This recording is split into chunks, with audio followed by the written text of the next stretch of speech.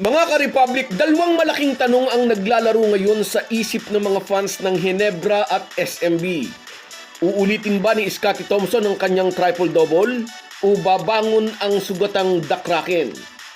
Hanggang ngayon ay usap-usapan pa rin ang triple 30 double-double ni Scottie Thompson na ginawa niya noong Game 4 para itabla ang semifinal series. Kasabay ito ng muling pagbagsak ng laro ni Junmar Fajardo na pinahihirapan ng shoulder injury. Parang may kadenang nakatali sa balikat ni The Kraken, nahihirapan itong itaas ang dalawang kamay. Ang tanong, muli ba itong masasamantala ng mga bataan ni Tim Cone o may inihahandang patibong si Coach Leo Austria? Pag-uusapan po natin yan, pero bago ang lahat ay maglalambing po ako sa inyo na isubscribe ninyo itong ating channel at kung di masyadong makakaabala ay i-like at paki-share na rin ninyo. Malaking bagay po yan sa aming mga vlogger. Maraming salamat.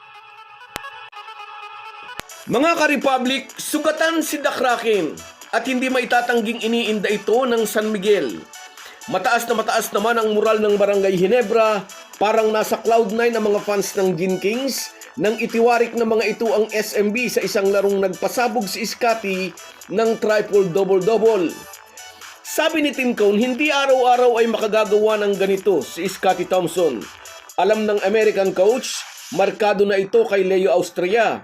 Bibigyan na ng SMB ng espesyal na atensyon ang former MVP at huwag na tayong magulat kung magiging pisikal ang Beermen kay Scottie Thompson mamaya sa Game 5. Sa huling laro, nakita natin na unti-unti nang nagkakaroon ng tensyon sa laban. Umiinit na si Chris Ross at nakita ng lahat nakikipagdiskusyon na siya sa mga referee. Obvious na apektado ang laro ng SMB dahil sa iniindang shoulder injury ni Junmar Fajardo. Dahil hindi kayang itira ni The Kraken ang mga pamatay niyang baby hooks at mga power moves sa ilalim, nagsuffer ng husto ang offense ng SMB dahil hindi nagkiklik ang inside-out play na naka-anchor kay Fajardo. Dapat makapag-adjust dito si Leo Austria. Kahit kumikurot pa rin ang balikat ni Abay, hindi pwedeng hindi siya gagamitin ng SMB sa Game 5. Lalo silang duduminahin ni Japit Aguilar at Norbert Torres sa ilalim kapag binigyan nila ng isang larong pahinga si Junmar. Dapat ay nasa loob pa rin siya dahil malaking bagay pa rin ang rebounding ni Abay. Isa pa, kahit may kirot sa balikat, isa pa rin itong offensive threat. Hindi man ito maka-score ng malaki, magsisilbi itong decoy na di pwedeng baliwalain ng Ginebra. Hahatak pa rin si Abay ng double team kahit limitado ang kanyang galaw. Kailangan buklatin ni Leo Austria ang kanyang tactical playbook para hindi maging one-dimensional ang opensa ng SMB.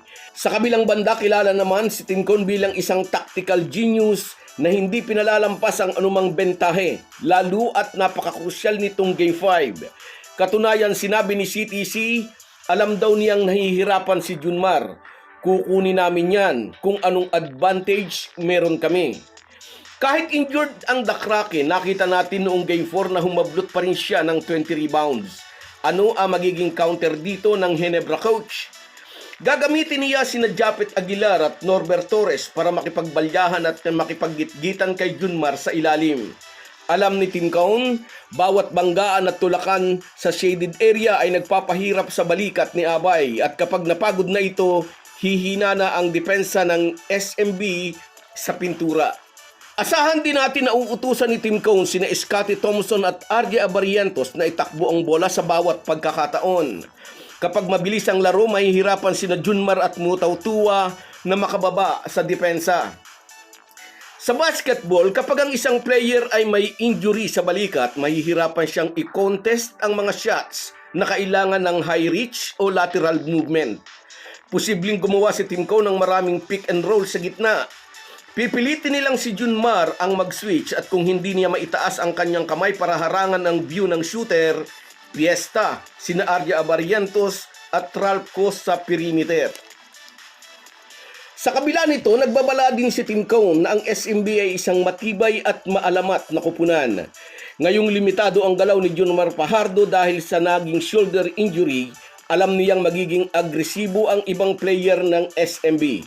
Alam daw niyang malaking challenge kina CJ Perez, Don Trollano at Jericho Cruz ang kasalukuyang katayuan ng kanilang team. Kaya inaasahan daw niyang mag-i-step up ang mga ito upang di tuluyang tumagilid ang kampanya ng SMB. Huwag kakalimutan Finals MVP si Jericho Cruz sa nakaraang All-Filipino Conference. Si Don Trollano naman, napakahirap pigilan kapag uminit ang shooting at si CJ Perez, anumang oras ay posibleng pumutok para sa SMB. So guys, yan lang muna. Hanggang sa muli.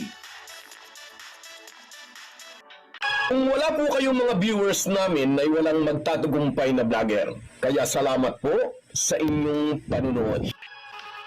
Shoutout sa iyo, Noemi Samarita at sa Samarita family ng Balagbag, San Juan, Batangas. Shoutout po sa inyo. Sa iyo rin, shoutout Borlagatan Donald. Mula naman ito sa Singapore. Ingat ka lagi dyan, kabayan. Sa iyo rin, shoutout Francis Palumayan.